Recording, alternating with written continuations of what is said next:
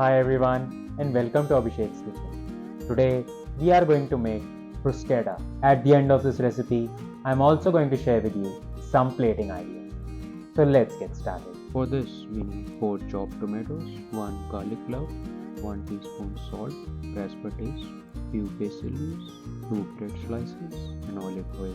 Now for the recipe, in a bowl, add chopped tomatoes, salt, a generous amount of olive oil, and milk. Next, tear a few basil leaves with your hands and add them to the mix. Do not use a knife to cut the leaf as it will oxidize the leaves and fresh basil aroma will be lost. Cover this mix with a cling film and keep it in the fridge for 20 to 25 minutes so that all the ingredients are married with each other. We have covered the mix with a cling film so that the different aromas from the fridge do not enter our tomato sauce. Next, in a pan on medium flame, place the 2 bread slices. Cook the bread until a crispy layer is formed on the bread. This layer is required so that the juices from the sauce do not enter inside the bread. Next, rub the garlic clove on one side of the bread slices. Now all the things are ready and now we'll assemble the bruschetta with 3 different plating ideas. Now let's get started on plating. For plate 1, in a small bowl, add the prepared tomato sauce and place it on a platter. Place the prepared bread slices next to it. Your plate 1 is ready to serve.